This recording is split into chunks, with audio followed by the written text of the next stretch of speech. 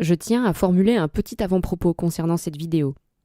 Lors de sa traduction, il m'a été envoyé un rapport rédigé par François Ducluzel, commandité par l'OTAN. Son titre : La guerre cognitive. Cela tombait au moment propice, car le sujet de la conférence que je traduisais était exactement le même. J'ai donc décidé de tout publier d'un coup, afin d'avoir une vue d'ensemble et de pointer les similitudes entre le discours de James Giordano dans la vidéo et les propos de François Ducluzel dans le rapport. Tout cela est reformulé dans un brillant article de Ben Norton, publié sur le site Grey Zone, que j'ai également traduit. Voilà le chapeau de l'article. Les gouvernements occidentaux de l'alliance militaire de l'OTAN développent des tactiques de guerre cognitive, utilisant les menaces supposées de la Chine et de la Russie pour justifier la conduite d'une bataille pour votre cerveau dans le domaine humain, pour faire de chacun une arme. Cette conférence et ce rapport viennent confirmer un certain nombre de craintes que bon nombre d'entre nous peuvent avoir. Notamment celle du contrôle mental des individus et à plus large échelle des populations, car il est clairement énoncé dans le rapport qu'il est et qu'il sera de plus en plus possible de générer des changements civilisationnels via la connaissance neurologique des êtres humains. Cela soulève beaucoup de questions, telles que sur qui expérimente-t-il ces découvertes, à quelle échelle, à quelle occasion et pour quels objectifs. Comme le dit James Giordano à la fin de la conférence, vous verrez dans vos carrières professionnelles et vos vies personnelles les sciences du cerveau toujours plus infiltrées et intégrées, non seulement dans l'espace de combat, mais du chevet à la salle de réunion et au-delà. Elles feront partie de vos vies réelles, dans la manière dont nous nous engageons les uns envers les autres, dont nous nous traitons les uns les autres, dont nous interagissons et peut-être dont nous combattons. Comprendre les sciences du cerveau et leur pouvoir deviendra l'une de vos responsabilités obligatoires, non seulement en tant qu'officier militaire, mais en tant que citoyen du XXIe siècle globalisé. C'est donc en quelque sorte un aveu que ces découvertes et technologies sont déjà utilisées sur nous et qu'elles le seront de plus en plus. Je vous invite donc à porter une attention particulière à ces informations qui sont, à mon avis, cruciales. La vidéo est dense. Vous pouvez la regarder en vitesse plus lente si vous souhaitez saisir toutes les subtilités. L'article est quant à lui plus accessible et ne rentre pas trop dans les détails. Il fait un bon état des lieux et permet d'avoir un résumé rapide du rapport de l'OTAN. Pour les plus téméraires, vous avez le rapport complet de 45 pages en version française. 2 versions sont disponibles, une vierge et une autre où j'ai surligné ce qui me semblait être le plus pertinent et le plus préoccupant. Je vous laisse donc découvrir le monde merveilleux des neurosciences. Merci à tous de vos nombreux dons et de votre soutien, qui me permettent de continuer ce travail de réinformation chaque jour. Bon visionnage à tous. Bonjour et merci d'être venu à la conférence d'aujourd'hui du Modern World Institute avec le Dr James Giordano. Le Dr James Giordano est professeur au département de neurologie et de biochimie, chef du récent programme d'études éthiques au Centre Pellegrino de bioéthique clinique et co-directeur du programme Onin Pellegrino en sciences du cerveau, droit et politique de santé mondiale au Centre médical de l'Université de Georgetown. Le Dr Giordano est également membre attitré du conseil consultatif du secrétaire du département américain de la santé et des services sociaux sur les protections de la recherche humaine en tant que chercheur et chef du projet sur le cerveau humain de l'Union européenne. Il a été membre attitré du conseil sur les questions juridiques et sociales de neuroéthique de l'agence DARPA sur les projets de recherche avancée de la défense et membre consultatif principal de la branche d'évaluation multisectorielle de l'état-major interarmé du Pentagone. Ça fait beaucoup. Dans son temps libre, il a été l'auteur de près de 260 publications en neurosciences et neuroéthique. 7 ouvrages et 13 livres blancs du gouvernement sur l'éthique de la neuroscience et la biosécurité, et est rédacteur en chef de la revue internationale Philosophy, Ethics and Humanities in Medicine. Dr Giordano, merci d'être avec nous aujourd'hui. Non, n'applaudissez pas maintenant. Attendez la fin, parce que la pression sur ma prestation est beaucoup trop sévère si vous faites cela. Et je pense que vous n'allez probablement pas applaudir à la fin. Mais ce que je vais entendre est le claquement de vos fesses qui se serrent de trouille. C'est bien, c'est que ce sera réussi. No PDAs, but I do want you to come up and say hello. Your mother says hello. Everybody has a mother, I know hers. So, Donc, nous sommes ici pour parler aujourd'hui du fait que le cerveau est et sera le champ de bataille du XXIe siècle à bien des égards. Fin de l'histoire. Nous pourrions arrêter là, et je pourrais vous laisser retourner dans vos unités respectives et y réfléchir un moment. Mais je suis ici pour vous dire, aussi vrai qu'il y a un gros vieux nez tyrolien sur ce visage, que vous rencontrerez une forme de science neurocognitive utilisée comme arme, non seulement dans votre carrière militaire, mais aussi dans votre vie personnelle et professionnelle. Attendez-vous à ce que ces deux choses coïncident ou non. Donc, l'idée du cerveau, en tant que champ de bataille, est très importante, et plus important encore, cet autre aspect qui se trouve là-haut, qui est le carré des armes de destruction massive. S'il vous plaît, habituez-vous à cela, parce que cela va faire partie du concept de guerre ordinaire et d'une innovation militaire continue dans votre carrière. Les armes de destruction massive et de perturbation. La disruption et l'influence seront la clé de la création de pures compétences en engagement asymétrique. Laissez-moi vous le répéter. Ce sera la clé pour créer une pure compétence en relation et engagement asymétrique. Si nous parlons de ce qu'est la science du cerveau, permettez-moi de vous donner un bref aperçu de ce domaine, qui est maintenant appelé neurosciences. En tant que domaine à part entière, la neuroscience n'existe que depuis 40 ans. Je le sais parce que j'ai été neuroscientifique pendant environ 38 de ces 40 années. Quand j'ai postulé pour la première fois dans un programme en neurosciences, il n'y avait que 4 programmes de neurosciences dans la zone continentale des États-Unis. 4. En ce moment, il y a bien plus de 200 programmes universitaires et collégiaux, plusieurs programmes au niveau des collèges, plusieurs programmes au niveau des lycées, et plusieurs dizaines de groupes de réflexion indépendants et d'organisations philanthropiques uniquement consacrées aux sciences du cerveau. Rien qu'ici aux États-Unis. De plus, ce qui devient extrêmement important pour vous de comprendre, c'est que la science du cerveau n'est pas seulement une entreprise ou un effort des États-Unis, ni uniquement un effort des alliés des États-Unis dans le monde entier. De plus en plus, cela devient un événement et une entreprise internationale, multinationale, mondiale et indépendante, qui augmente la capacité des scientifiques du cerveau à développer non seulement de nouvelles théories, mais aussi des outils plus sophistiqués. J'aime beaucoup ce diaporama, car par les quelques hommes et femmes qu'il présente, c'est un siècle d'histoire de la science du cerveau, avant même qu'elle ne s'appelle neuroscience. Regardons les choses en face. Depuis aussi longtemps que les êtres humains regardaient leur reflet dans un bassin et reconnaissaient que cette chose qui les regardait était eux-mêmes, il y a eu un certain intérêt pour ce qui fait mon moi, ce qui me fait penser, ce qui me fait ressentir, ce qui me fait me comporter comme je le fais, et vous, vous comportez et pensez comme vous le faites. Qu'est-ce que la conscience de moi-même? Est-ce que j'ai un libre arbitre et quelle est la nature de cela? Et comment pouvons-nous l'affecter de multiples manières, qui vont du non-cinétique jusqu'au cinétique? Si nous faisons un saut dans les siècles vers l'ère des Lumières, nous pouvons voir les grands penseurs d'avant et pendant les Lumières, incluant entre autres des gens comme René Descartes, qui ont réfléchi au sens de cogito ergo sum. Je pense donc je suis. L'inverse de l'affirmation qui, dans de nombreux cas, était implicite, mais devient maintenant de plus en plus explicite. Qu'est-ce qui me fait penser? Et si je peux comprendre ce qui me fait penser, et vous fait penser, et vous fait ressentir, alors cette compréhension peut en fait colorer, sinon influencer directement la façon dont vous et moi interagissons. Mais plus que cela, si en fait je comprends comment votre cerveau fait ce qu'il fait, je peux peut-être accéder à votre cerveau et l'affecter indirectement et directement. Et ce que cela nous permet de faire, c'est de créer une possibilité potentielle énorme, une possibilité et une probabilité potentielle de ce que les sciences du cerveau peuvent faire et feront. Souvenez-vous de ces 3 lettres. A et A. Gardez-les comme votre mantra sacré pour la durée de ce cours aujourd'hui, et tout au long de votre carrière professionnelle, et de toutes les occasions que vous aurez d'interagir et d'essayer de comprendre le pouvoir que le cerveau et les sciences cognitives peuvent vous offrir. A. La capacité d'évaluer le cerveau et ses fonctions. A. La capacité d'accéder au cerveau à une variété de niveaux, du subcellulaire jusqu'au social. A. La capacité d'affecter les cerveaux et les individus dans lesquels ces cerveaux sont incarnés et les écosystèmes dans lesquels ces individus s'engagent, rencontrent, du niveau de l'individu au groupe, jusqu'à la communauté et à la population. Regardez le pouvoir que cette compréhension, ces outils et techniques des sciences du cerveau offrent.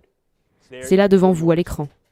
Évidemment, si en fait cela me donne un aperçu de la façon dont les gens interagissent, y compris la façon dont ils peuvent interagir de manière belliqueuse, agressive, violente et aléatoire, et si cela me confère également certains pouvoirs pour influencer, altérer, changer, atténuer cela, alors je suis clairement en mesure d'utiliser les sciences du cerveau, comme nous l'avons essayé à maintes reprises dans le passé, pour influencer les postures et les capacités non seulement de nos propres individus qui se sont engagés dans des opérations de renseignement de guerre et de sécurité nationale, mais aussi de ceux qui cherchent à nous menacer.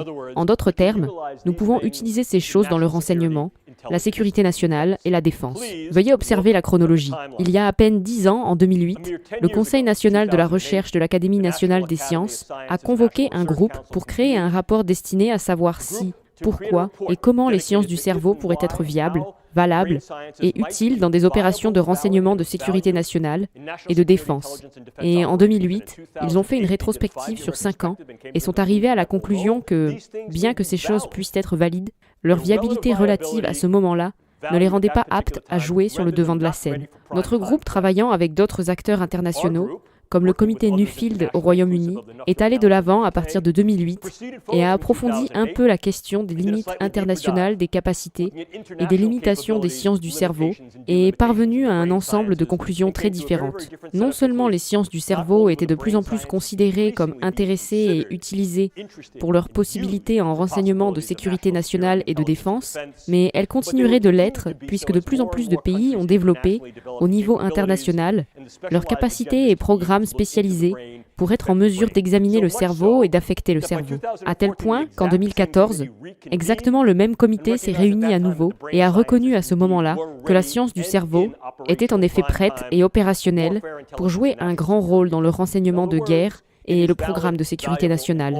En d'autres termes, elle est valable et déjà à l'état opérationnel. Le cerveau est le champ de bataille actuel et futur, ou au moins un espace qui peut être exploité de cette manière pour pouvoir créer un effet formidable avec assez peu d'investissement et d'engagement. Autrement dit, ce que cela nous permet de faire est d'évaluer le cerveau, d'accéder au cerveau et d'affecter le cerveau. Je vais me répéter sans honte tout au long de cette conférence pour insister sur ce point en ce qui concerne les capacités, car chacune d'entre elles a une importance capitale et un potentiel de levier opérationnel. Ceci dit, quelles sont ces techniques et technologies qui ont permis ce potentiel et, si vous voulez, leur pouvoir politique, militaire et social? Eh bien, je les ai ici devant vous. En général, nous pourrions les analyser en 2 domaines distincts. Tout d'abord, les neurotechnologies d'évaluation qui, comme leur nom l'indique, sont basées sur divers outils que nous pouvons utiliser pour évaluer les structures et les fonctions du cerveau qui peuvent être impliqués dans les processus de cognition, d'émotion et de comportement. Les humains sont des utilisateurs d'outils. Mais il est rare que nous retournions un rocher, que nous regardions au coin de la rue ou que nous regardions sous le lit juste pour savoir ce qu'il y a là-dessous. Nous utilisons au minimum les connaissances que nous avons acquises en retournant la pierre et en regardant sous le lit ou au coin de la rue. Et très souvent, ces choses que nous trouvons sous la pierre, sous le lit ou au coin de la rue deviennent des outils que nous pouvons utiliser dans une variété d'autres situations. La science du cerveau, comme toute autre science et technologie, n'est pas différente. Plus tôt dans la journée, au déjeuner, j'ai eu une conversation sur la viabilité de différents types de recherches. La science juste pour savoir, parce que c'est là que se situent vos intérêts. Oh, regardez, je suis dans la recherche universitaire depuis plus de 4 décennies. Et je peux vous dire que ce genre de recherche est merveilleuse. Mais quand cette recherche est faite à dessein, quand elle est financée, et quand ce but se rapporte à ces choses qui sont proches et chères à la santé, à la survie, à l'épanouissement et à la protection des amis et des parents, alors cette recherche est une recherche opérationnelle qui a pour objectif final d'être utilisée. C'est de ça qu'il s'agit. Ça n'est pas seulement d'essayer de comprendre ce qui fait fonctionner le cerveau et la façon dont il est construit. C'est de savoir si nous pouvons y entrer pour affecter le tic-tac. Et en affectant la façon dont ce cerveau est construit et comment il fonctionne, d'influencer la manière cinétique et non cinétique, les attitudes, les croyances, les pensées, les émotions, les activités, les vulnérabilités et prédispositions relatives des individus dont nous sommes responsables en tant que nos propres forces, peut-être pour les rendre mieux protégés contre les blessures, protégés et renforcés sur le plan opérationnel et ceux qui peuvent nous menacer. Pour faire cela, nous devons intervenir. Donc, l'autre dimension de ces neurotechnologies est nos neurotechnologies interventionnelles. Mais je ne vais pas explorer ce que chacune de ces choses fait parce que vous ne voulez pas être un neuroscientifique et je ne vais certainement pas faire de vous un neuroscientifique en 1 heure. Mais je pense que cela devient important d'avoir un peu plus de clarté et plus de granularité sur ce dont nous parlons vraiment lorsque nous évoquons ces évaluations relatives et ces technologies d'intervention.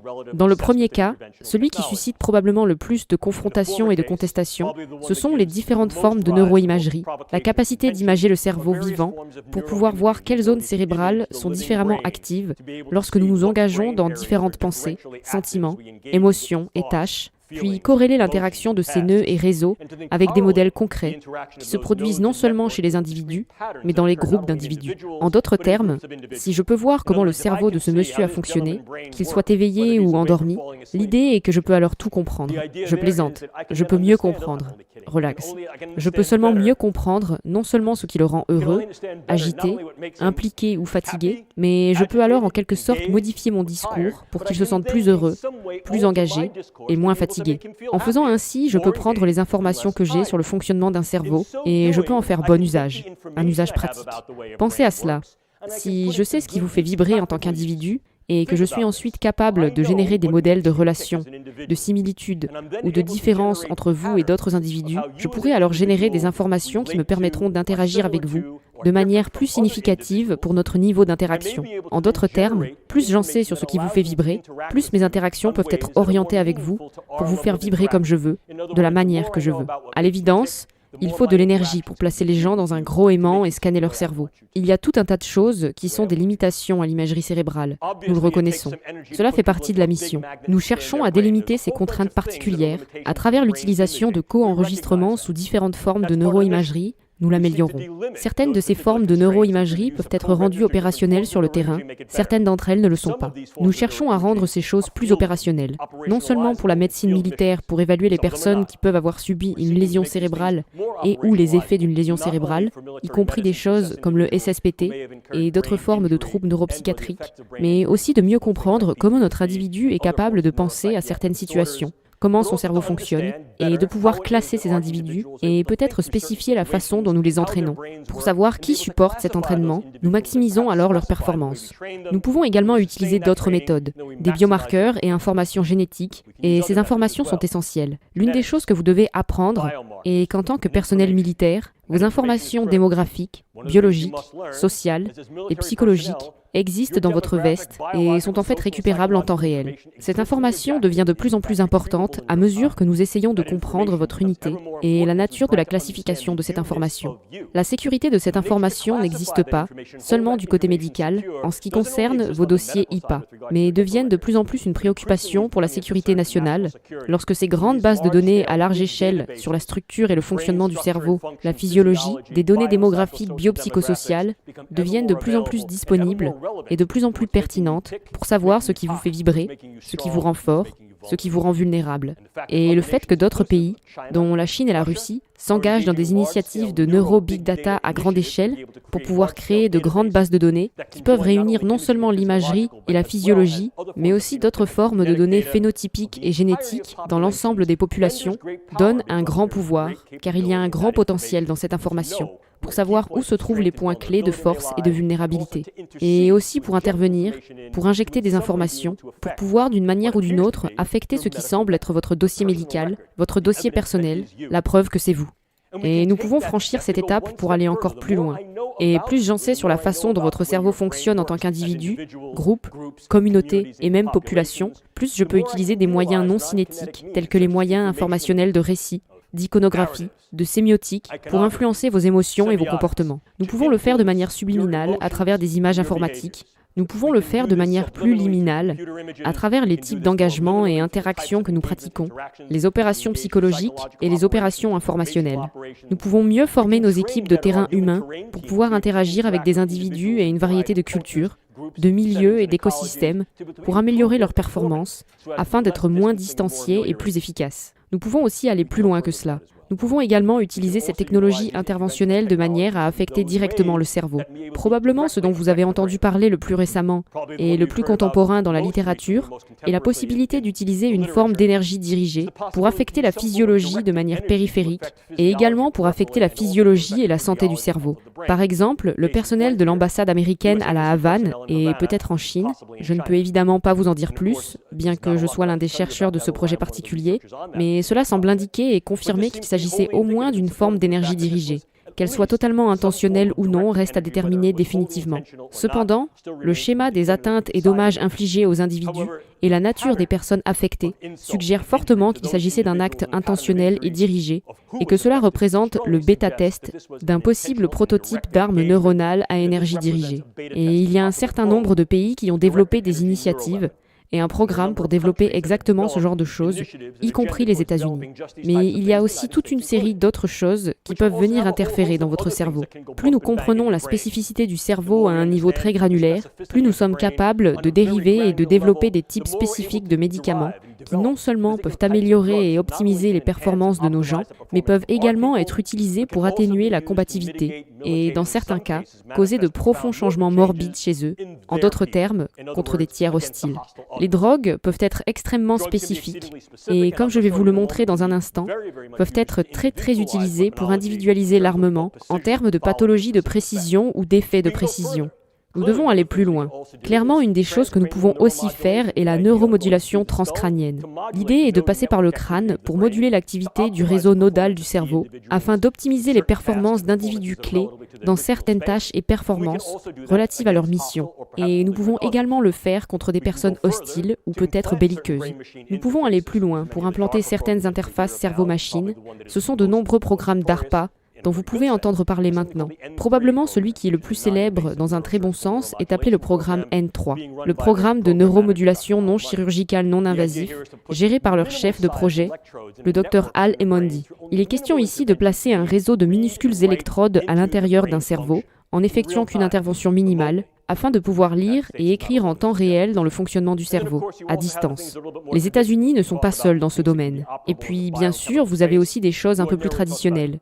Si nous parlons de choses qui peuvent être opérables dans l'espace biochimique, il s'agit habituellement de médicaments, micro-organismes, toxines, et de plus, nous envisageons certains dispositifs. Lors de la dernière convention sur les toxines biologiques et les armes, le REVCON, le groupe australien a soulevé la question de la nécessité d'accorder une attention particulière aux dispositifs neurotechnologiques susceptibles d'être utilisés comme armes. Notre groupe a également fait valoir que les considérations actuelles et les genres existants de conventions sur les toxines biologiques et les armes ne sont pas suffisamment détaillés pour être en mesure d'apprécier ou de suivre le rythme des progrès de cette forme de science qui peut être militarisée et qui pose un risque et une menace sur le champ de bataille. Donc, comment pouvons-nous alors utiliser ces éléments comme armes pour lutter contre les autres? La définition formelle d'une arme, selon l'Oxford Old English Dictionary, signifie lutter contre les autres. Et nous pouvons le faire de plusieurs manières. Nous pouvons influencer leur comportement et leurs pensées, de manière à les rendre plus dociles à ce que nous faisons. L'idée d'une altération armée positive, où nous pouvons en fait atténuer et, dans certains cas, annuler complètement leur potentiel, leur volonté et leur détermination à se battre. Si nous combinons ces deux définitions en une seule, nous trouvons les agents qui vont soit changer les pensées, les vulnérabilités, l'instabilité des individus en violence et en agressivité, soit provoquer une morbidité, un dysfonctionnement et ou une mortalité, de manière à affaiblir complètement leur mobilisation. Vous êtes toujours avec moi? Ceci dit, nous pouvons séparer n'importe quelle forme d'altération armée en deux catégories distinctes, armes douces et armes dures. Dans l'ancien classement, les armes douces incluent sans illimité des éléments tels que l'effet de levier économique pour créer des valeurs économiques de marché, une présence sur le marché et aux tables de négociation internationales pour développer une puissance et un impact international en tant qu'arme douce. Il est clair que plus nous sommes en mesure d'avoir un impact dans un domaine, dans une dimension, grâce à l'infiltration de la technologie de la recherche médicale dans une variété de domaines de l'espace public, plus nous sommes en mesure de produire un effet de levier économique fort.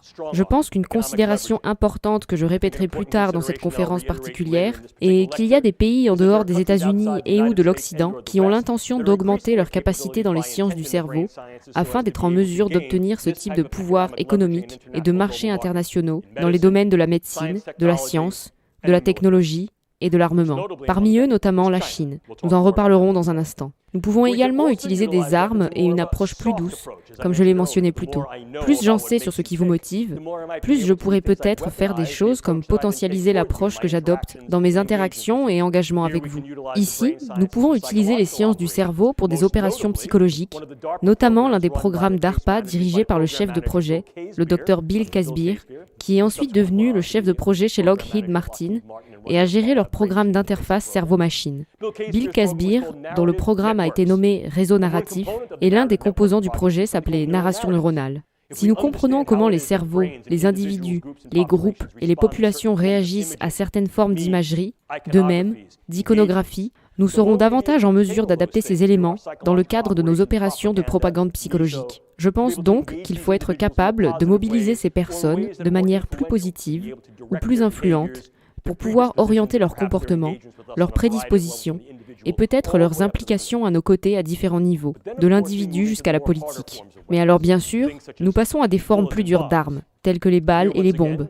Et ici, encore une fois, permettez-moi de répéter ce dont nous parlions du côté neural, les drogues, micro-organismes, toxines et dispositifs. Mais bien sûr, si nous répandons l'idée d'altération armée douce dans une militarisation dure, nous voyons également l'utilisation des données biologiques comme une arme viable, manipulant les données biologiques afin que je puisse ensuite mettre dans vos dossiers médicaux particuliers des informations subtiles qui peuvent changer la décision de savoir si vous êtes malade ou non, changer la façon dont vous êtes traité, influencer les dispositions qui vous sont imposées en termes d'assurance, de soins, d'aptitude au service militaire.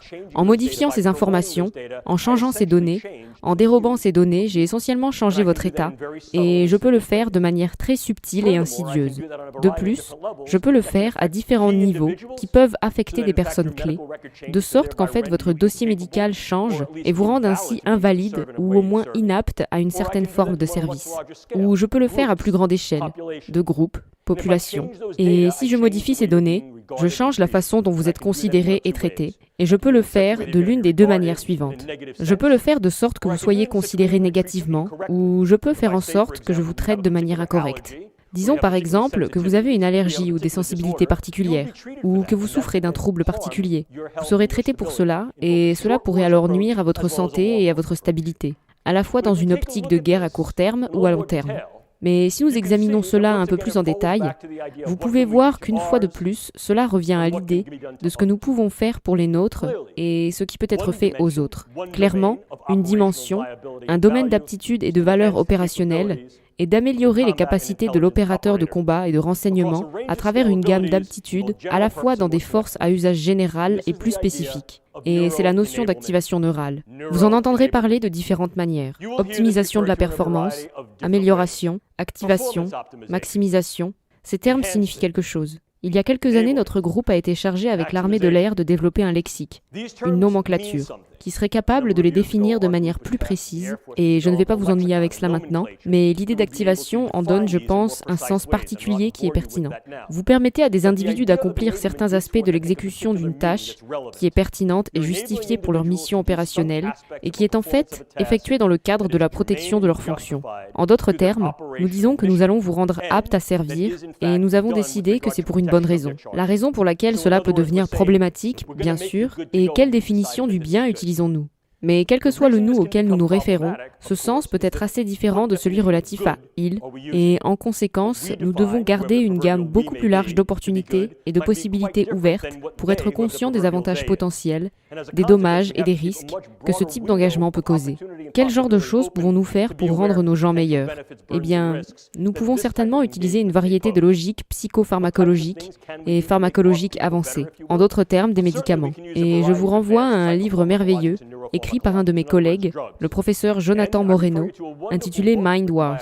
La première édition est sortie en 2006, la deuxième édition est sortie en 2012, et le professeur Moreno fait un très bon travail en expliquant l'histoire et l'historicité de la manière dont les sciences du cerveau et cognitives ont été utilisées dans des opérations de renseignement de sécurité nationale et de défense à la fois par les États-Unis et plus globalement. Et ce que nous voyons, c'est que ce n'est certainement pas nouveau. Nous pouvons regarder dans l'Antiquité et voir qu'il y a eu des tentatives pour essayer de maximiser l'aptitude, la performance, l'endurance, la durabilité et la résistance de ces individus qui sont des combattants de guerre opérationnelle, littéralement depuis la Rome et la Grèce antique jusqu'au XXe et maintenant au XXIe siècle. Ce sont les outils et les techniques basés sur la compréhension et la compétence que nous avons qui augmentent la granularité et la spécificité de l'effet, ainsi que la sophistication et la portée du résultat. Plus nous en savons sur le cerveau, plus vous pouvez développer des agents de plus en plus sélectifs pour affecter les structures et les fonctions du cerveau et de la cognition, les émotions et les actions, et plus nous pouvons le faire d'une manière qui ressemble plus à un tir de précision qu'à des chevrotines. Mais ici, les drogues peuvent être un peu sales. Ce que je veux dire par là, c'est qu'elles peuvent avoir une multitude d'effets indésirables. Certains d'entre eux sont des effets secondaires, d'autres des effets directs, et très souvent nous verrons qu'à moins d'être capable de délivrer les médicaments directement à un site particulier dans le cerveau, ou ailleurs dans le système nerveux, Ils peuvent avoir une variété d'effets dans tout le corps, ce qui peut nous conduire à des résultats indésirables. Mais nous n'avons pas besoin de nous limiter aux médicaments. Non, non. Nous pouvons aussi utiliser une variété d'interfaces informatiques, cerveau-machine, qui sont à la fois en boucle fermée et en boucle ouverte. Et celles-ci incluent des choses comme la stimulation magnétique et électrique transcrânienne, stimulant le nerf vague par voie transdémique, ou si vous vouliez obtenir des interfaces cerveau-machine un peu plus invasives, mais certainement plus spécifiques, grâce aux implants cérébraux profonds et superficiels. Et je vous dirais que l'un des principaux projets dans le développement d'implants cérébraux de pointe est un projet financé par la DARPA, visant le côté médical pour le traitement des troubles du spectre neurologique et neuropsychiatrique. Et ce programme est appelé Subnets, des technologies neuronales basées sur des systèmes de sous-réseau pour des thérapies émergentes. Mais vous devez également comprendre que ce programme DARPA, comme tout programme orienté vers l'implication des fonctions cérébrales pour ensuite modifier ces fonctions de certaines manières, directives, peut être exploité pour des finalités à double usage, à des fins médicales qui sont ensuite profondément destinées à la médecine et utilisées pour d'autres programmes, y compris permettre l'amélioration des combattants. De plus, nous comprenons qu'il existe un certain nombre de pays en dehors des États-Unis, dont certains sont alliés, d'autres qui sont en compétition si ce n'est pas combatif, qui sont engagés dans ce type de programme d'études de capacité de modulation transcrânienne et intracrânienne profonde de la fonction cérébrale pour améliorer les performances fonctionnelles des opérateurs militaires et du renseignement à travers une gamme de missions concrètes. Nous ne sommes pas seuls dans ce domaine, et je pense que c'est quelque chose dont il faut tenir compte. Mais ce n'est pas seulement une question de ce que nous pouvons faire pour nous-mêmes, parce que très souvent, en soulevant ces questions, nous tendons à, comme je le dis, pécher par excès de probité morale et nous reconnaissons qu'il y a des limites particulières, des frontières, des seuils qui ne doivent pas et peut-être ne peuvent pas être franchis en termes de ce que nous pouvons faire. Et si nous avons l'intention de les franchir, nous ne le faisons que sur consentement et qu'il est fortement dépendant de la nécessité d'une continuité de la recherche et des soins cliniques pour comprendre ce qui arrive à l'individu une fois qu'il a été activé et amélioré, et ce qui peut arriver lorsqu'il n'est plus activé. En d'autres termes, plus familièrement, lorsque Superman devient Clark Kent, ce qui arrive à Clark devient comme le fardeau de nos responsabilités. Cependant, ces soucis éthiques ne sont pas homogènes sur la scène mondiale, et l'idée de repousser les limites de ce qui peut être fait aux combattants, à l'opérateur de renseignement, et peut-être plus largement à ces individus qui peuvent s'opposer à des régimes particuliers ou peut-être à des combattants militaires contre votre propre régime, est très souvent encadré et, dans certains cas, restreint par les philosophies, les cultures et l'éthique de ces individus qui peuvent être en compétition sinon combatifs envers nous. Dit autrement, cela peut également être utilisé comme arme contre d'autres.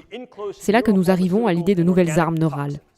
Encore une fois, ce n'est pas nécessairement nouveau, mais l'élan dans cette dimension du domaine s'est accéléré en conséquence d'une meilleure compréhension du cerveau, une capacité accrue à développer des outils et des techniques pour accéder et affecter le cerveau. Donc, que voyons-nous ici? Eh bien, regardez, nous voyons les produits neuropharmaceutiques et les toxines organiques à faible rayon d'action. Ce qui est nouveau à ce sujet, c'est la nature délimitée de cela. De plus en plus, nous ne voyons pas ces choses comme des armes de destruction massive contre les aspects de croissance de la population, bien que certainement de nombreuses armes neuronales telles que le gaz sarin, le VX et d'autres formes d'agents neurotoxiques peuvent être utilisées contre de grands groupes de personnes, mais c'est désordonné. Plus spécifiquement peut-être, nous pourrions cibler des individus à un niveau qui permet soit une imputation directe de l'action, soit une opération secrète sans imputation. Laissez-moi vous donner un exemple de ce que je veux dire. Ce monsieur est un leader d'un groupe quelconque, politique, social, un groupe de combattants. Et pendant une trêve, lui et moi avons annoncé la tenue d'une réunion. Et pendant cette réunion, j'enduis le bord de son verre, son stylo, son siège ou quelque chose dans son environnement de drogue ou de toxines à très faible dose qui vont affecter sa stabilité. Elles peuvent affecter le fonctionnement de son cerveau et par conséquent, elles peuvent affecter ses schémas de pensée, son émotivité relative et les comportements qui vont de pair avec cela. Deux choses peuvent se produire. Il peut être complètement handicapé à cause de cela, ou il peut changer son niveau d'aptitude et d'implication et se rendre à la réunion en pensant « je déteste ce gars est mon ennemi, il sort du lot, j'aime ce gars-là est super ». Maintenant, que peut-il se passer? Si en fait c'est un monsieur qui a un pouvoir financier, charismatique, électif ou dictatorial, il se peut que ses partisans le suivront à leur aveuglément. Il est arrivé à la réunion en tant que leader de ses partisans qui étaient belliqueux, instables, violents et agressifs. Il sort de la réunion, il leur dit de changer leur comportement et ils le font. ou je pourrais rompre la confiance. Maintenant, il quitte cette réunion en épousant une philosophie ou une posture très différente et ses partisans n'adhèrent plus à ses préceptes, ses principes ou son autorité, et j'ai brisé le mélange de confiance, d'implication, d'aptitude qu'il avait suscité, laissant cette population perturbée et vulnérable à une intervention, à un coup d'État, à une junte, à un certain type de reprise en main extérieure de l'autorité. Vous voyez comment cela peut fonctionner. De plus, je peux utiliser cela de manière très tactique. Certains de ces agents me permettent d'assembler les composants sur place et de ne pas avoir à le stocker, ce qui me permet de faire entrer et sortir des composants d'un pays relativement furtivement, de cibler un individu spécifique, de changer ou éliminer cet individu avec très peu de traces et d'indices, et de pouvoir partir avant toute suspicion. Pensez au Novichok, où je pourrais en fabriquer de très petites quantités qui permettraient alors une intervention spécifique, typiquement dans un lieu qui n'autoriserait pas une telle intervention. Pensez à l'utilisation d'une dérive de VX dans un aéroport. Mais je pourrais faire plus que ça. Je pourrais aussi provoquer des effets d'entraînement beaucoup plus larges, et l'une des façons de le faire, c'est avec ce qu'on appelle des agents neuromicrobiologiques à haute morbidité. C'est une façon très élégante de dire neurobug, mais des neurobugs à haute morbidité. Je ne veux peut-être pas tuer beaucoup de gens. En fait, il est possible que j'adopte ce qu'on appelle parfois le mantra du marin Malan. Pour ceux d'entre vous qui sont des amateurs et des étudiants en histoire militaire, vous vous souvenez peut-être que Sailor Malan, le commandant d'escadre Sailor Malan, était un Sud-Africain qui a volé pour la Royal Air Force pendant la Seconde Guerre mondiale et qui s'est fait connaître pendant la bataille d'Angleterre pour avoir abattu des avions allemands et les avoir laissés rentrer chez eux estropiés, en particulier des bombardiers. Et on lui demandait pourquoi n'avez-vous pas abattu cet avion ? Et son conseil était simple. Mieux vaut laisser rentrer cet avion chez lui avec l'équipage blessé ou crachant leurs poumons, avec un membre d'équipage mort dont il devait tenir compte et donc perturber leur aptitude opérationnelle en vol, plutôt que l'abattre. Parce que l'effet psychologique sera contagieux et dévastateur. C'est parfois appelé l'effet Malan. Que puis-je faire ? Je peux utiliser un micro-organisme particulier que je peux maintenant modifier grâce à l'utilisation d'une technique d'édition de gènes qui est largement disponible et assez facile à utiliser. Je peux prendre un bug qui était auparavant relativement bénin et non pathogène et rendre ce bug virulent, pathogène, dangereux. Et alors, que puis-je faire ? Je pourrais introduire ce bug dans des sites clés, à Des Moines, Seattle, Tampa, Newark, Houston. J'ai quelques personnes qui tombent malades. Je le fais dans un avion, dans un aéroport, un événement sportif. Je le fais durant le Black Friday. Et ensuite, ce que je ferai, c'est m'en attribuer le mérite. Mais je veux m'assurer qu'au moins une partie de la constellation des symptômes n'est pas seulement neurologique, mais profondément psychologique. Agitation, débilitation, transpiration, problèmes d'estomac, insomnie, problèmes cardiaques, des choses qui sont très neurologiques dans leurs effets, du cerveau au corps et du corps au cerveau, dans un effet de cascade de bas en haut. Alors, ce que je ferai, c'est que je me mettrai sur Internet et j'y publierai. Je l'ai fait. Oh oui, avec ce dangereux groupe G dont vous devriez tous avoir peur. Et en fait, c'est beaucoup plus répandu que je ne le laisse entendre. Ce ne sont que les premiers cas. J'ai laissé ces micro-organismes parcourir tout le pays et vos signes avant-coureurs sont agitation, anxiété, inquiétude, insomnie, problèmes d'estomac, problèmes cardiaques. Qu'est-ce que j'ai fait ? J'ai bien soufflé sur les braises des inquiets. Au premier coup, je fais courir tous les hypocondriaques chez leur médecin. Mais c'est au deuxième et troisième coup que je fais en sorte que les personnes commencent à s'inquiéter d'avoir été exposées à cela, que les enfants aient été exposés, que leurs proches et leurs familles aient pu être exposés à cela. Bien sûr, les médecins, le ministère et les services de la santé publique disent « Oh non, ce n'est pas ce qui se passe ». Mais je reviens sur Internet et je dis « Oh, n'écoutez pas ça, c'est erroné, c'est faux. Votre gouvernement sait ce qui se passe et ils ne peuvent rien y faire. Et ils ne peuvent pas vous soigner. Ils vont finir par vous confiner. Combien de personnes aurais-je besoin d'affecter ? Nous l'avons modélisé, entre 12 et 240. Quel en serait l'effet ? Accrochez-vous, en 41 à 45 jours, nous ferions s'écraser le système de santé publique des États-Unis. Planté. En faisant ainsi, je rends l'infrastructure des États-Unis vulnérable, ici ou ailleurs. Vous voyez la réaction en chaîne ? Vous voyez l'effet perturbateur ? Je peux perturber un individu du niveau de ses cellules jusqu'à son système et perturber les individus à divers niveaux, des individus jusqu'au tissu social. Et ce tissu social peut aller encore plus loin. Il peut être géopolitique. Et demandez-vous un instant, si vous pouvez, Pourquoi serait-il utile en quoi que ce soit d'affecter, perturber et neutraliser des individus membres du personnel de l'ambassade à La Havane?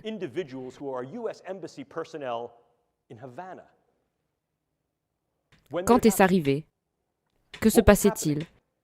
Quel serait l'avantage de briser une confiance économique, politique et sociale croissante dans une partie du monde?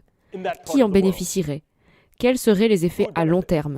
Par exemple, d'au moins signaler que le personnel de l'ambassade des États-Unis et le personnel des services diplomatiques sont vulnérables à ces types de menaces. Pouvez-vous associer la menace à un type de stimulus conditionnel pour susciter une réaction chez les inquiets? Je ne propose que des suggestions possibles pour vos spéculations et vos réflexions, si vous voulez. Nous pouvons même aller plus loin. L'un des développements les plus récents est que la matière nanoparticulaire peut être stabilisée pour la distribution. Si vous ne savez pas ce que sont les nanoparticules, c'est cette matière qui existe à une échelle de 10 puissance moins 9 mètres. Très très petit, plus petit qu'une cellule.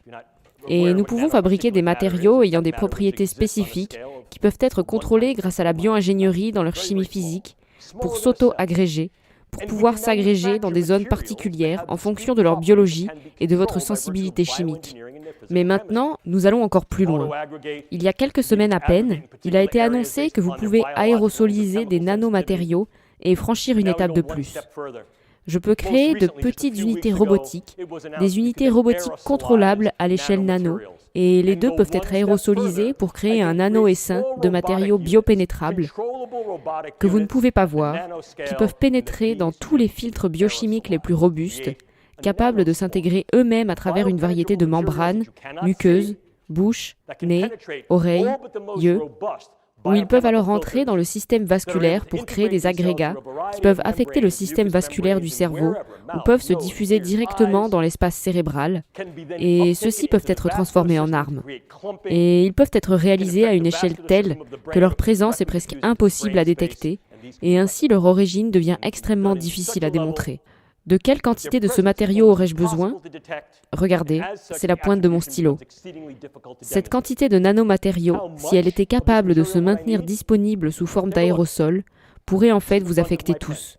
Ou en fonction de l'endroit d'où je viens à New York, tout le monde. Regardez ça. Regardez ça. Je transporte ces matériaux. Les voyez-vous? Dois-je trimballer une arme géante dans la salle? Pas la peine. Et si en fait j'utilisais une sorte d'appareil aérien sans pilote ou un vecteur de livraison terrestre sans pilote, comme un drone ou un insecte, je pourrais faire quelque chose avec ça. Mais continuons. Pourrais-je aussi utiliser toute une série d'appareils pour pouvoir toucher des personnes proches?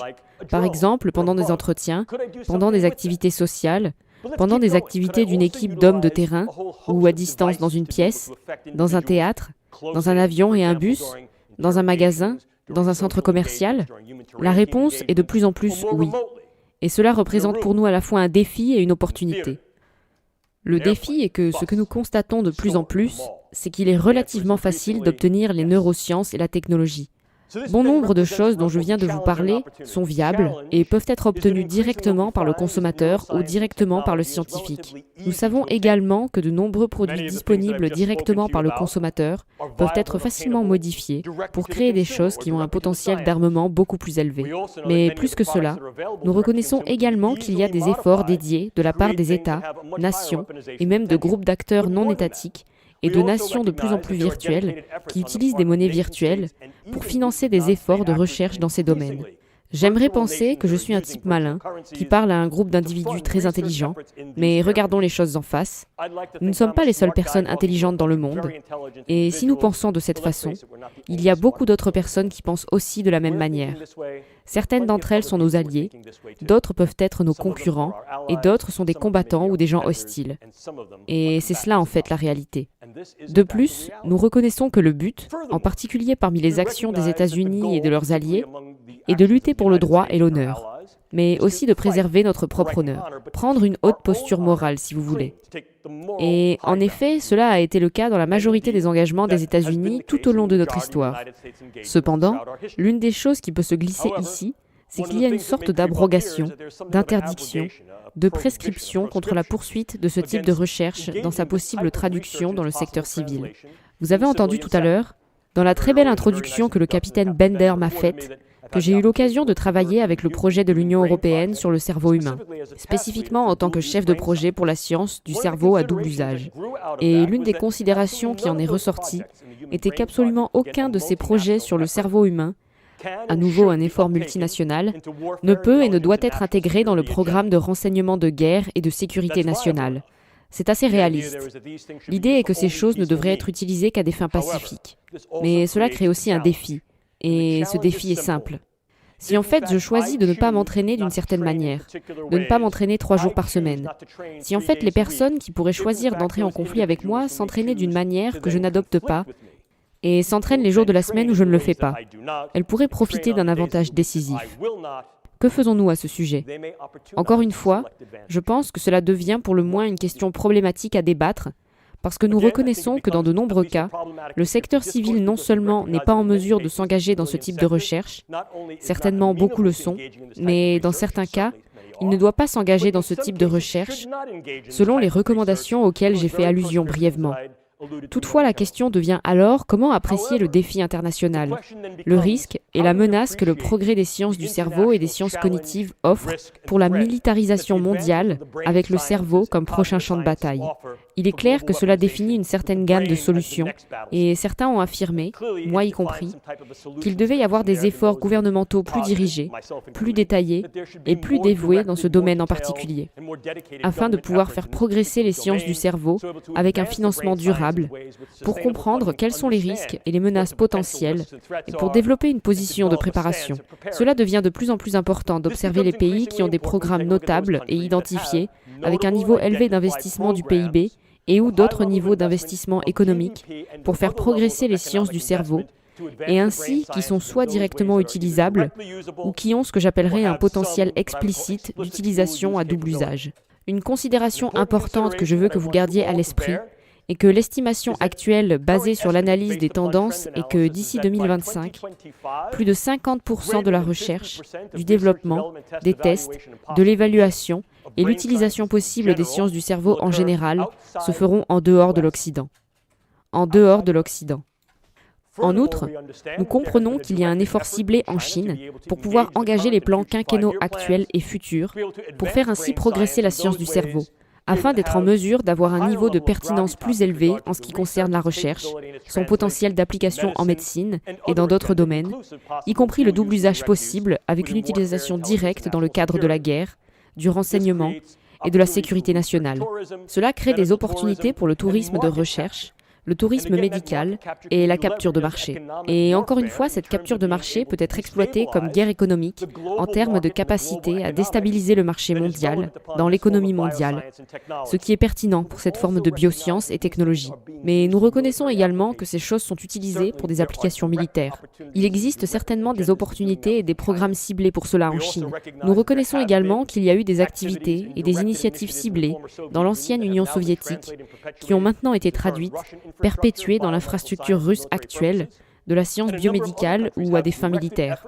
Et nombre d'autres pays ont mené des actions en ce domaine, y compris l'Iran, la Corée du Nord, l'Inde, la Bolivie. Certainement, parmi les États-Unis et ses alliés, vous reconnaissez les États-Unis, le Royaume-Uni, le Canada, Israël, et il y a des projets gouvernementaux en Europe. Nous voyons aussi des actions au Japon. Mais il y a une menace qui se profile, celle de l'acteur non étatique. La menace est la nation virtuelle qui établit sa souveraineté au sein d'une souveraineté, afin de pouvoir dire « nous sommes immunisés ou insensibles à vos lois et règlements ». Essentiellement une diaspora possiblement destructrice. Et ce que nous voyons de plus en plus, c'est l'utilisation des devises Bitcoin et similaires qui permettent de financer ce genre de choses d'une manière qui était jusqu'à présent économiquement inimaginable, sinon impossible. Donc par conséquent, nous constatons que les paramètres de menaces, de risques, de défis et d'opportunités sont en augmentation. Nous sommes également préoccupés par la communauté des DIY, non pas parce que cette communauté de biohackers représente un groupe intrinsèquement malveillant ou malfaisant, mais en raison de sa vulnérabilité relative à l'infiltration. Et nous constatons cela à un tel point qu'à l'heure actuelle, The Federal Bureau of Investigation de ce pays a consacré des efforts continus à essayer de maintenir une communication, une interaction et un engagement permanent avec cette communauté, afin d'être en mesure de mieux surveiller la capacité relative de son propriétaire au vol, à l'infiltration, à la manipulation et au mauvais usage. Il est clair que si nous considérons ces choses comme des armes destructives possibles, les critères les plus caractéristiques ou classiques des drogues, des bugs et des toxines répondent au moins à certaines des catégorisations existantes des conventions sur les armes biologiques, les toxines et les produits chimiques. Cependant, comme ces agents perturbateurs, ces agents qui peuvent être assemblés et développés à partir de zéro et qui ne répondent pas à ces critères, vous pouvez contourner les traités existants, les documents secrets et les documents officiels et, par conséquent, développer ces moyens, ces méthodes, ces outils et ces technologies en toute discrétion. De plus, en tant qu'agents perturbateurs, ils n'ont pas besoin d'être produits en série ou stockés. Mais c'est là leur ingéniosité. Ils peuvent être assemblés in situ, en quantité relativement faible, et utilisés avec des effets spécifiques contre des individus et de petits groupes, pour pouvoir provoquer des effets perturbateurs, non seulement au sein de cet organisme ou ce groupe d'organismes, mais au-delà, au niveau du système, au niveau social, au niveau géopolitique. Il y a là de grands pouvoirs à exploiter. Clairement, ce que nous pouvons faire est interpellant. Par conséquent, ce que nous devons faire reste un problème. Mesdames et messieurs, je n'ai pas de réponse à vous donner, mais je vais vous soumettre plusieurs questions et possibilités. Une des choses que nous devons comprendre est que cela représente, si vous voulez, une piste de vitesse bioscientifique. Considérez une vraie piste de vitesse. Beaucoup de candidats. Je vous ai déjà montré les inscriptions. Le rythme est très rapide. La vitesse de passage du concept à la construction dans la science du cerveau est d'environ 60 mois calendaires.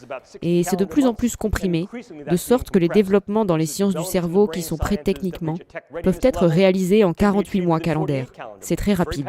Nous savons que non seulement il y a beaucoup d'inscriptions, que c'est très rapide, mais que les prix sont énormes.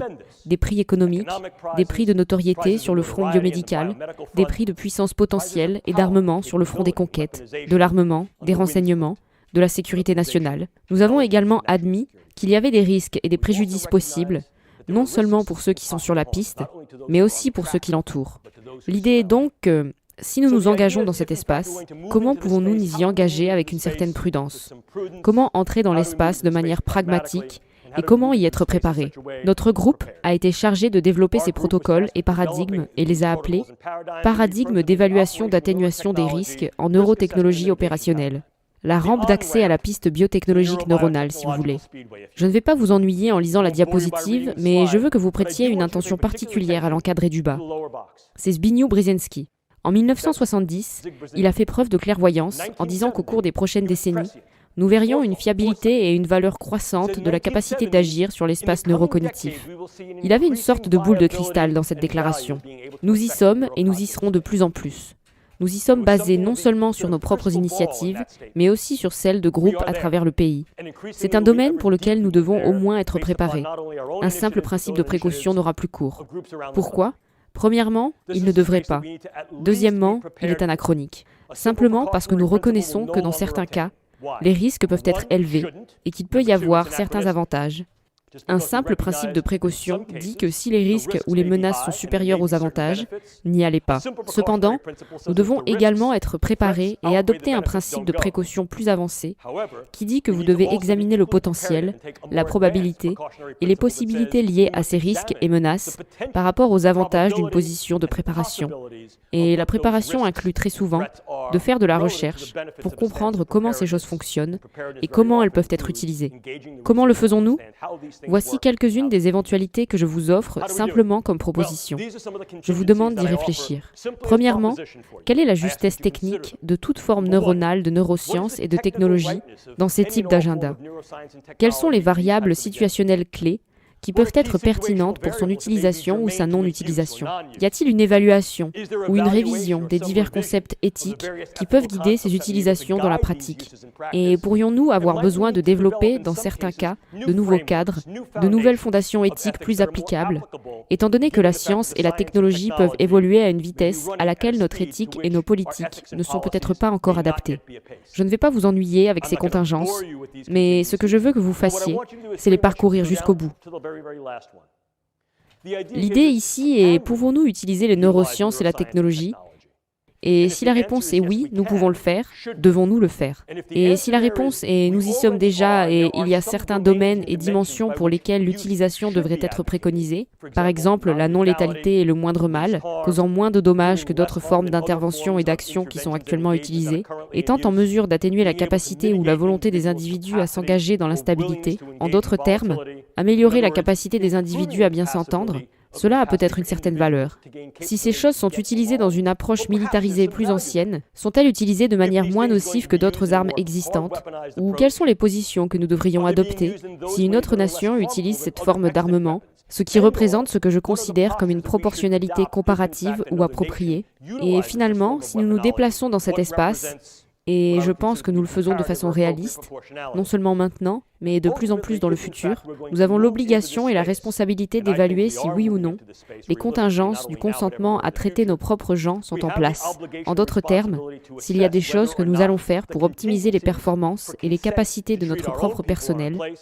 En d'autres termes, s'il y a des choses que nous allons faire pour optimiser les performances et les capacités de notre propre personnel, et s'il y a des choses qui sont faites sur la scène mondiale, y compris peut-être par nous et nos alliés, pourraient atténuer l'effet ou manifester un changement chez d'autres personnes. Sommes-nous prêts à accepter ces responsabilités? Les responsabilités pour les recherches en cours, les responsabilités pour des soins cliniques en cours, non seulement les nôtres, mais aussi ceux de la communauté internationale en raison du rôle que jouent les États-Unis et leurs alliés, et de la nécessité d'adopter une attitude morale irréprochable face au fait que nous développons des armes et que ces armes sont développées par nous, nos alliés, et d'autres pays. La posture de préparation dicte que nous devons également être en mesure non seulement de contrer ces armes, mais aussi d'atténuer et de traiter les effets que ces armes engendrent. Et en fait, historiquement, très souvent ce que nous avons vu, c'est que cela a été l'intéressante marche de la science, de la technologie et de la médecine, où les progrès de la médecine surviennent très souvent en raison de la possible utilisation militaire de diverses formes de la science et de la technologie et des dommages qu'elles impliquent.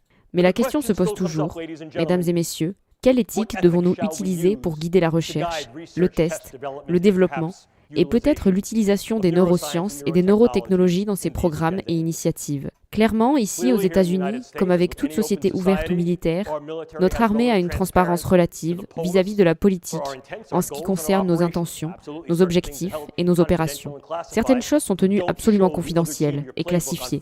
Vous ne montrez pas à l'autre équipe votre plan de jeu le vendredi et espérez gagner le match le dimanche.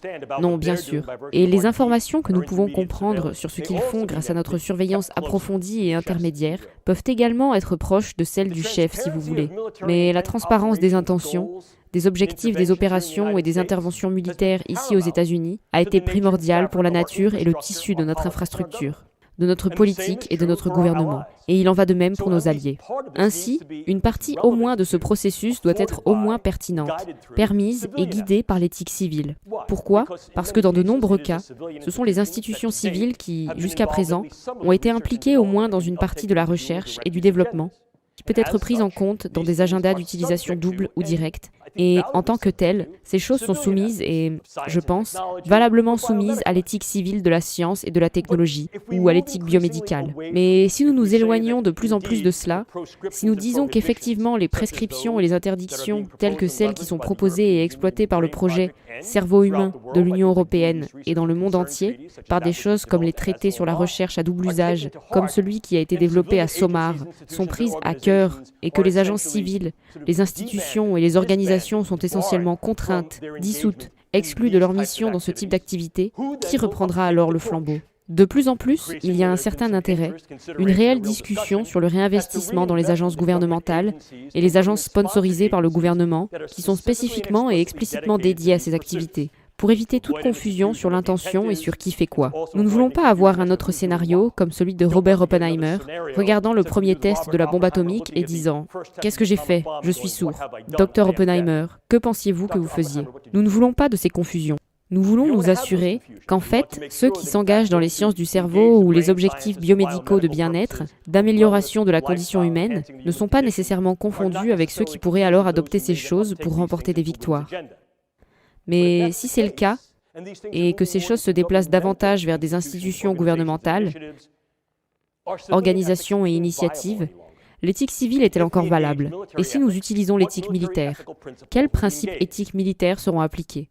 L'utilisation, le développement, la recherche, la surveillance de ces choses particulières pour juste avoir plus? Et si en fait ces choses ne sont pas utilisées d'une manière strictement guerrière, où la guerre est déclarée par l'utilisation de ces agents, mais qu'ils ont quand même tendance à être belliqueux ou perturbateurs, pouvons-nous alors dire que nous pouvons justifier leur utilisation? En d'autres termes, il ne s'agit pas seulement d'une guerre juste, mais d'une utilisation juste dans ce cadre de conduite, quel qu'il soit. Et où pouvons-nous faire revivre une autre tradition plus ancienne et moins connue qui s'appelle Jus Contra Bellum, qui justifie l'utilisation pour prévenir la guerre.